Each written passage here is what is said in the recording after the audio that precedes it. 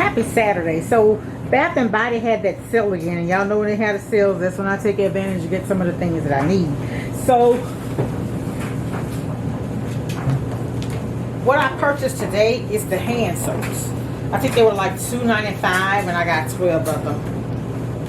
And the shipping was actually free.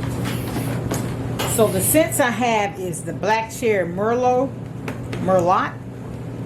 I have the Fresh Cut Lilacs. I have the Endless Weekend, and I have the Pink Peach Blossom.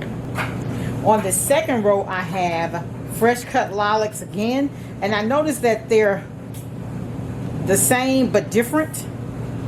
So the difference is this is a cleaning bar soap, and this one foams.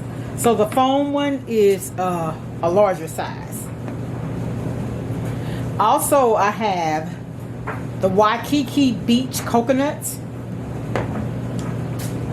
I have the Sun Washed Citrus.